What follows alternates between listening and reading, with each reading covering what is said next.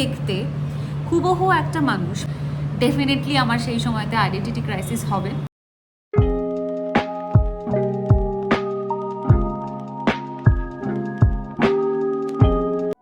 Hi everyone, কেমন আছো তোমরা সবাই? সুয়তি স্টোরিজের একটা নতুন ব্লগে তোমাদের জানাই স্বাগত আর অনেক অনেক ভালোবাসা। আজকে দুটো দিনের ব্লগ শেয়ার করছি। প্রথম দিনটা অবশ্যই একটা ছুটির দিন ছিল, কিন্তু আজকে আর কোনো কিছু ওই স্লো মর্নিং এর হিসেব অনুযায়ী চলছিল না।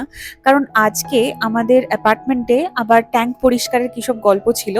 তো সেই জন্য একটা টাইম অবধি জল আসবে না, এবং যার জন্য আমাদের তাড়াতাড়ি উঠে পড়তে হয়েছিল, কারণ স্নান টান সেরে নিতে হবে। আর কিছুক্ষণের জন্য জল আসবে না শুনলেই কিরকম একটা পাগল পাগল মনে হতে থাকে। তার মধ্যে যেদিন আবার রান্না টান্না করার থাকে সেদিন তো গেল। মনে হয় যে সবকিছুই যদি আগে সেরে ফেলতে পারি সব থেকে ভালো হয়। আমরা বাড়ির কাছাকাছি একটা রাধাকৃষ্ণ মন্দির দেখতে পেয়েছি, যার পাশে না একটা এরকম দোকান পাওয়া গেছে যেখানে সমস্ত পুজোর সামগ্রী পাওয়া যায়। আর ঠাকুর ঘরে বিভিন্ন রকমের ধূপ জ্বালাতে তো আমার অন্যরকমই একটা আনন্দ লাগে। সেই জন্য আমি ভাবলাম যে দুরকম নিয়ে নিই ওই স্টিক ধূপগুলো। আর এগুলো বেশ মানে ভালো একটা ফ্রেগ্রেন্স তো থাকেই, সব থেকে বড় কথা অনেকটাই লং লাস্টিং হয়। আর এই শঙ্খটাও ওখান থেকেই নিয়ে নিয়েছি। বেশ মজা লেগেছে আমার এই জিনিসগুলো কিনে। আর বাড়ির কাছে যে মন্দিরটি রয়েছে সেখানে আমি পারলে একবার তোমাদের অবশ্যই নিয়ে যাব ভেবেছি, যাওয়া যায় যদি। আর বাইরে থেকেও কিন্তু দর্শন করা যায়, তো সেটা একটা বেশ অন্যরকম অনুভূতি ছিল। যাই হোক, সব মিলিয়ে জিনিসগুলো ভালোই হয়েছে। আর এখানে কাণ্ড দেখো, 3 রকমের ধূপ আমি জ্বালিয়ে দিয়েছি। একটা তো যেরকম ধূপকাঠি রয়েছে সেটা, আর তার পাশাপাশি 2 রকমের ওই একটা কোন ধূপ আর একটা ওই স্টিক ধূপ। সব মিলিয়ে একটা দারুণ সুগন্ধ এই ঠাকুর ঘরে এই সময়টায় পাওয়া যাচ্ছিল।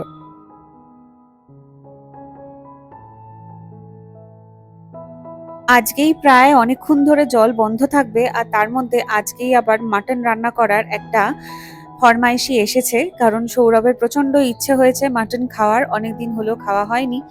আর আমি খুব একটা যে মাটন ভক্ত তা নই, তবে হ্যাঁ মাঝে সাঝে এরকম খেতে তো ভালোই লাগে। হ্যাঁ, একটা জিনিস আমি লক্ষ্য করেছি, যেটা বিরিয়ানির ক্ষেত্রে আগে না চিকেন বিরিয়ানিটা আমি প্রেফার করতাম, কিন্তু পরে মানে একবার যখন ওই মাটন বিরিয়ানির স্বাদটা পেয়ে গেছি, তারপর থেকে আর চিকেন বিরিয়ানি অতটাও ভালো লাগে না। মনে হয় যখন বিরিয়ানিটা খাবো তখন যদি মাটন বিরিয়ানি পাওয়া যায়, অবশ্যই আমাদের কলকাতাতে, বাইরে কোথাও আমি বলবো না, আর কলকাতায় যদি খাই তাহলে কিন্তু মাটন বিরিয়ানিটাই খেতে ইচ্ছে করে। আর এখান থেকে ব্লিঙ্কিটে অনলাইনে ল্যাংড়া আম আনানো হয়েছে। কারণ আমরা বাইরে দোকানে আম পেয়েছি, তবে ল্যাংড়া আমটা এখনো অব্দি দেখতে পাইনি আমাদের আশেপাশে এলাকার মধ্যে কোথায় রয়েছে। ব্লিঙ্কিটে অ্যাভেলেবল ছিল, তো সেই জন্য ব্লিঙ্কিট থেকে আনানো হয়েছে। কাছাকাছির মধ্যে একটা জায়গা থেকে আলফানজো আম নিয়ে এসেছিলাম মাঝখানে, ওটা কিন্তু বেশ ভালোই ছিল। প্রথমটা একটু মনে হচ্ছিল যে আরো কটা দিন রাখলে ভালো হবে, তো রাখার পরে দেখেছিলাম যে না, বেশ ভালোই লাগছিল। আর এখানে এখন মাংস কষানো চলছে। আমার এক হয়েছে জ্বালা এই ইন্ডাকশনে রান্না করতে গিয়ে। কি বলবো তোমাদের, নতুন গ্যাস রেজিস্ট্রেশন তো এখন হচ্ছে না। আমি জানি না এটা অন্যান্য জায়গার কিরকম কি অবস্থা, তবে ব্যাঙ্গালোরে আমরা রিসেন্টলি খোঁজ নিয়েছিলাম, নতুন গ্যাস রেজিস্ট্রেশন কিন্তু দিচ্ছে না। এবং এটা আমি কাগজেও পড়েছিলাম যখন আমি বাড়ি গেছিলাম ভোট দেওয়ার সময়তে, সেই সময় একটা খবর দিয়েছিল যে নতুন গ্যাস রেজিস্ট্রেশন আগামী 6 মাসের জন্য পাওয়া যাবে না, এটা কাগজে দিয়েছিল। এবার জানতাম না সেটা প্যান ইন্ডিয়া নাকি কিছু কিছু স্পেসিফিক জায়গায়, সেটা তো লেখা ছিল না আলাদা করে। আমার মনে ছিল এই খবরটা আমি পড়েছিলাম বলে। তো তারপরে আমরা খোঁজ নিলাম যখন সরকারি জায়গা থেকে, সেখানে জানতে পারলাম যে গ্যাস নতুন রেজিস্ট্রেশন এখন হচ্ছে না। এবং এখানে প্রাইভেট গ্যাস অ্যাভেলেবল, কিন্তু হ্যাঁ প্রচন্ড কস্টলি। তবে এই একটা ইন্ডাকশন টপের মধ্যে রান্না করা, আর আমাদের বাঙালিদের রান্না ভীষণই ইলাবোরেট রান্না বান্না, তো সেই জন্য অনেকটা সময় লেগে যায়। তাও আমি চেষ্টা করি অন্যরকম ভাবে যদি কোনো রকম ফাঁকিবাজি টেকনিক দেওয়া যায়, মানে একটু একটা দুটো জিনিস যদি আগের দিন করে রাখতে পারি বেশি পরিমাণে, সেরকম ভাবে একটু ফাঁকি দেওয়ার চেষ্টা করি। দেখা যাক, হয়তো আমাদের প্রাইভেট গ্যাসটাই অপ্ট করতে হবে। যাক, সেসব পরে ভাবা যাবে, আপাতত কনসেন্ট্রেট করা যাক লাঞ্চে। আর আজকে দুপুরের খাবারটা মনে হচ্ছে জমে যাচ্ছে, কারণ প্রথমেই যেটা নেওয়া হয়েছে সেটা হলো আলু উচ্ছে ভাতে। এটা সত্যিই ভীষণ ভালো লাগে যেদিনই মাংস রান্না হয় সেদিন। আর তার সঙ্গে পর্যাপ্ত পরিমাণে স্যালাড রয়েছে, আর এই যে স্টার অফ দ্য শো আজকের পাঁঠার মাংসের এই আলু দিয়ে একটা পাতলা করে ঝোল। আমি খুব একটা রিচ রান্না করতে পারি না, মানে খুব যে একটা তেল মশলা দিয়ে গড়গড়ে রান্না, সেটা আমার দ্বারা বোধহয় বাই ডিফল্ট হয় না। আমার সবটাই হালকা পাতলা রান্নার মধ্যেই পড়ে যায়, এবং অনেস্টলি সেটা আমার ভালোই লাগে, কারণ এটা সহজপাচ্য হয়ে যায় একটা টাইমের পরে। ছুটির দিনের আজকের এই খাওয়াটা কিন্তু সত্যি একেবারে জমে গেছে।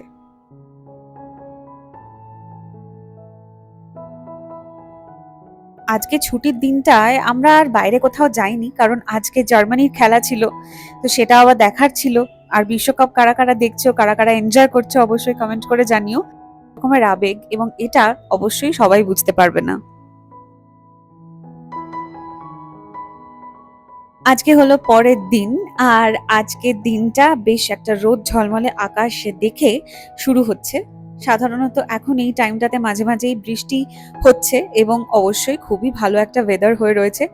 জানি যারা কলকাতাতে রয়েছো তারা তো বলছোই যে বাপরে কি গরম, পারা যাচ্ছে না, এত খারাপ একটা ওয়েদার। সত্যি সেওতিরা কত আরামে রয়েছে। শুধু সেওতি কেন, ব্যাঙ্গালোরে যারা এখন রয়েছে তারা সত্যি হয়তো একটু আরামেই রয়েছে। যাক, আমাদের সকালের জলখাবারটা নিয়ে নিয়েছি, আর এই জলখাবারটা না সেই ইসরায়েলে থাকতে খেতাম। মুজলির সাথে টক দই মিক্স করে, আর তার উপর একটুখানি মধুও দিয়ে নিয়েছি। মুজলি না মিউজলি বা মুসেলি, কি উচ্চারণ আমি জানি না, যেটাই হোক খেতে ভীষণই ভালো, বিশেষ করে আমাদের দেশেরটা মানে কেলগসেরটা। হ্যাঁ, এখন অবশ্যই এটা তো মাথায় আসবেই যে বিদেশে এত মানে ইসরায়েলে এত লোকজন স্বাস্থ্য সচেতন, একটা চিনির বংশ থাকতো না এই জিনিসগুলোর মধ্যে। এখানে অ্যাটলিস্ট এমনি একটু মিষ্টি মিষ্টি ব্যাপারটা রয়েছে, শুধুও খাওয়া যায় বলে। যাই হোক, আজকে আরো একটা জিনিস বাড়িতে এসেছে অ্যামাজন থেকে, আর সেটা হলো এই পর্দাটা। একটা জায়গায় পার্টিকুলারলি পর্দার আমার মনে হচ্ছিল অভাব রয়েছে, তো সেই জন্য এই পর্দাটা কিনে ফেললাম, কিন্তু আমি আবার মেজার করে প্রপারলি দেখে পর্দাটা নিইনি, যার জন্য একটু বড় হয়েছে। সেটাকে অল্টার করতে হবে। আমাদের বাড়িতে যে দিদি আসে আমাদের প্রতিদিনের কাজকর্মে সাহায্য করতে, সে জানালো যে তার পরিচিত একজন এরকম টেলার রয়েছে যে প্রপারলি এই জিনিসটাকে অল্টার করে দিতে পারবে। তো দেখা যাক, আশা করি আজকে সন্ধ্যের মধ্যে পেয়ে যাব। আজকে পেঁয়াজ, পাঁচফোড়ন, টমেটো এসব দিয়ে একটা মুসুর ডাল রান্না করছি। আমার অন্য সময়তে রসুন, কালো জিরে, শুকনো লঙ্কা এই ফোড়নটা দিয়েও মুসুর ডালটা খেতে ভালো লাগে। একটা সময় জানো দুটোই আমি দিতাম, মানে পেঁয়াজও দিতাম আবার রসুনও দিতাম কালো জিরে ফোড়নের সাথে। কিন্তু আলাদা আলাদা দিয়ে দেখেছি যে টেস্টটা কিন্তু অনেকটাই অন্যরকম হয়, আর বেশ ভালো লাগে খেতে। বারান্দায় এই বেলার দিকে রোদটা এসে পড়াতে কি সুন্দর একটা প্যাটার্ন তৈরি হয়েছে দেখো। একটা দিকে যেরকম গাছের ছায়াটা পড়েছে, আবার অন্যদিকে গ্রিলের, আর ফাঁক দিয়ে রোদটা এসে খুবই সুন্দর একটা আলপনা এঁকে দিয়েছে এই বারান্দাটায়।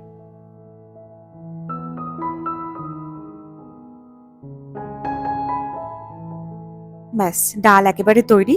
গরম গরম ভাতের সাথে এরকম একটা ডাল, তার সঙ্গে আলু চোখা আর পাঁপড় ভাজা, আর কি কিছু লাগে? এবারে ফিফা ওয়ার্ল্ড কাপের যে থিম সংটা শাকিরা যেটা গেয়েছে, ওটা কিন্তু আমার দারুণ লেগেছে, আমি তো পুরো লুপে শুনছি।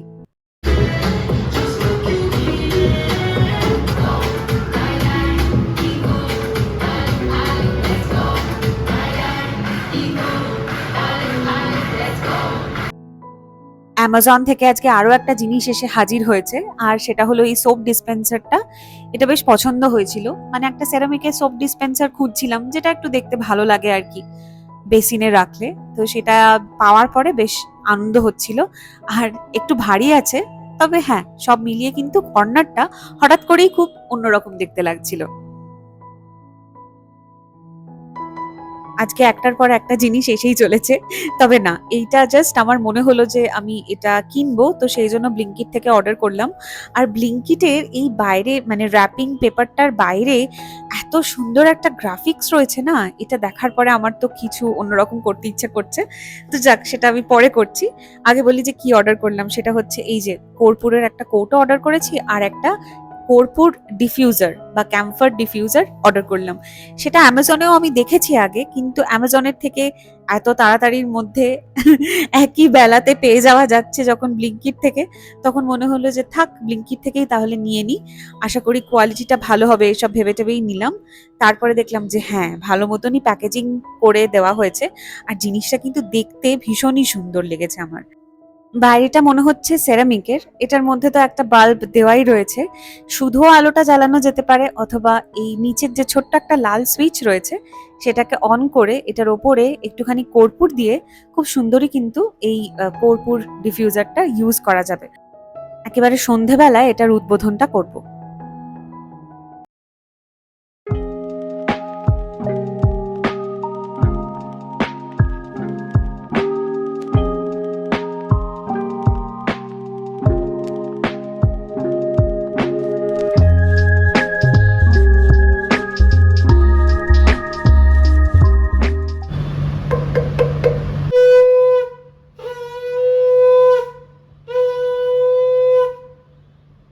ব্যাস উদ্বোধন করে ফেলেছি, ঠাকুর ঘরে রেখেছি, কিন্তু এটা অবশ্যই মুভেবল, অন্য জায়গাতেও, অন্য যেখানে প্লাগ পয়েন্ট আছে সেখানেও নিয়ে যাওয়া যাবে। আর জিনিসটা কিন্তু আমার বেশ পছন্দ হয়েছে।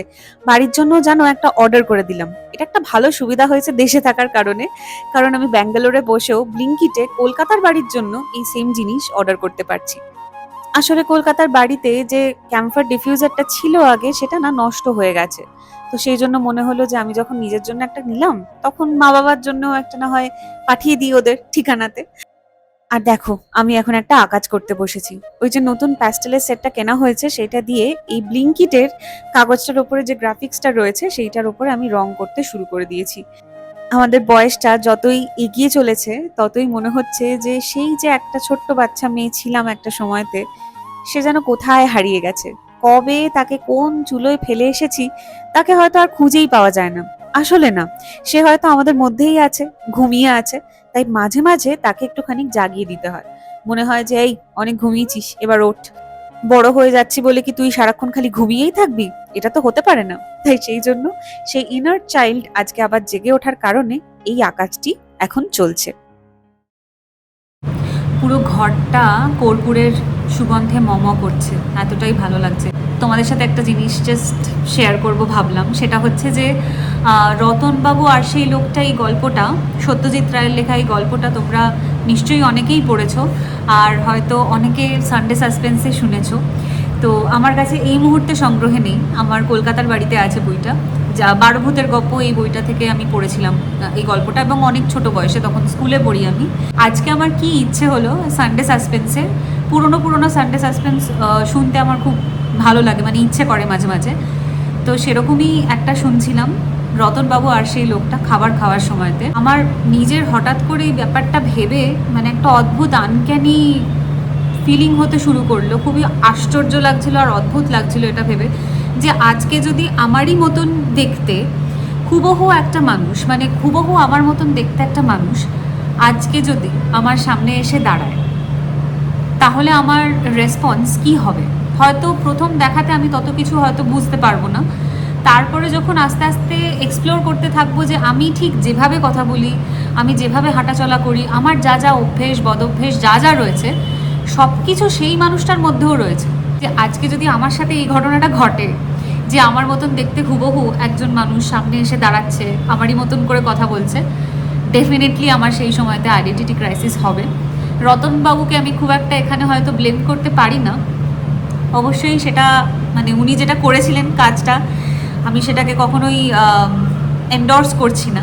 কিন্তু আমি জানি না ওনার জায়গায় যদি আমি থাকতাম তাহলে আমি কি করতাম। মানে এটা আমার জাস্ট হন্ট করলো মাথার মধ্যে, যে সত্যি তো আজকে যদি আমারই মতন দেখতে একজন মানুষ ঘোরাফেরা করে সামনে, তাহলে কি হবে।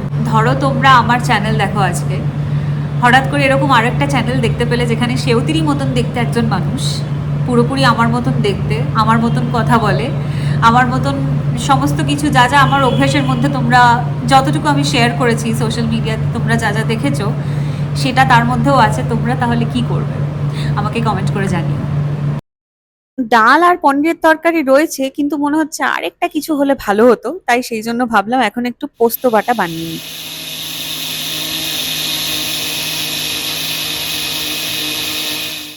তো এই হলো ফাইনাল লুক ব্লিঙ্কিটের র্যাপিং পেপারের ওপরে কালার করার পরে। কেমন হয়েছে এই জিনিসটা দেখতে, সেটা অবশ্যই কমেন্ট করে জানিও।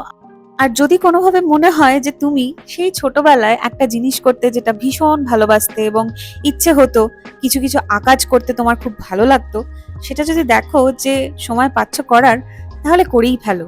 দেখবে হঠাৎ করে মুডটা যেন নিমেষের মধ্যে ভালো হয়ে গেছে। এভাবে কালার করার পরে এত আনন্দ হচ্ছিল। আর সত্যি একটা জিনিসও তো মানতে হবে, যারা ধরো একটা গোটা টিম এই গ্রাফিক্সটা বানিয়েছে, তাদের কাজটাকে আমরা অনেক সময়তেই জিনিসপত্র বার করে নিয়ে মুড়ে ফেলে দিই ডাস্টবিনে, হয়তো আর ফিরেও দেখি না। তাই আজকে এই রং করার পরে মনে হচ্ছে হঠাৎ করে যেন সবকিছুই জীবন্ত হয়ে গেল। আজকে সৌরভ আশা নামক একটি মিষ্টির দোকান থেকে বেশ কিছু মিষ্টি দিয়ে এসেছে। বলছে যে এটা নাকি ব্যাঙ্গালোরের অন্যতম একটি বিখ্যাত মিষ্টির দোকান। আমি সত্যি এর আগে তো কোনোদিন খেয়ে দেখিনি এখানকার মিষ্টি। তবে যেটা আমাকে ভীষণ অ্যাট্রাক্ট করছে সেটা হচ্ছে প্যাকেজিংটা। প্রতিটা মিষ্টির বাক্স এত সুন্দর করে প্যাকেট করা রয়েছে যে আমার তো ইচ্ছেই করবে না এই বাক্সগুলোকে ফেলে দিতে। হয়তো আমি একটা বাক্স এভাবে রেখেও দিতে পারি। এখান থেকেই ক্ষীর কদম, তারপরে কালো জাম আর কেশর পেস্তা ফ্লেভারের এক ধরনের সন্দেশ নিয়ে এসছে, যেটা সত্যিই কিন্তু খুবই টেস্টি ছিল। ব্যাঙ্গালোরিয়ান যে সমস্ত মানুষ আমার ভিডিও দেখো, তারা হয়তো এখান থেকে অবশ্যই কোনো না কোনো সময় মিষ্টি খেয়েছো, জানিও তোমাদের এক্সপিরিয়েন্স। মিষ্টির বক্সগুলোর পাশাপাশি যে ব্যাগটা করে এই জিনিসটা এসেছে সেটাও কিন্তু খুবই সুন্দর, খুবই একটা ইউনিক ডিজাইনের আমি দেখলাম। মনে হচ্ছিল মিষ্টিটা সৌরভ কিনে এনেছে ঠিকই, কিন্তু কেউ যেন উপহার হিসেবে বাড়িতে পাঠিয়েছে। পর্দাটা সৌরভ বাড়ি আসার পরেই এভাবে ফিক্স করে দিল, কারণ এখানে তো আমার অবশ্যই হাত যেত না। আর সত্যি আমি কিন্তু খুব খুশি হয়েছি এই পর্দাটা লাগানোর পরে। এই জায়গাটা মনে হচ্ছিল ভীষণ একটা ফাঁকা ফাঁকা লাগছে, এবং পর্দাটা দেওয়ার পরেই না ঘরটাই কিরম যেন হঠাৎ করে লুকটা পাল্টে গেল। বাই দ্য ওয়ে, আমি হইচইতে কুইন্স বলে ওয়েব সিরিজটা দেখছি, আমার কিন্তু বেশ ভালোই লাগলো, খারাপ লাগছে না এখন অবধি যতটা দেখলাম। নতুন পর্দা, নতুন বেড কভার বা টেবিল ক্লথ, এইসব জিনিসগুলো হঠাৎ করেই যখন চেঞ্জ করা হয় না, ঘরটা মনে হয় নতুন হয়ে গেল। আজকে পোস্ত বাটাটা যা হয়েছে না, কি বলবো তোমাদের। যাক, তাহলে ব্লগটা আজকে এখানেই শেষ করছি। কেমন লাগলো অবশ্যই কমেন্ট করে জানিও, আর ভালো লাগলে একটা লাইক করে দিও। তোমরা সবাই খুব ভালো থেকো, সুস্থ থেকো, সাবধানে থেকো। খুব শীঘ্রই দেখা হচ্ছে নতুন আরেকটা ব্লগে। তাহলে আজকের মতন জানাই বাই।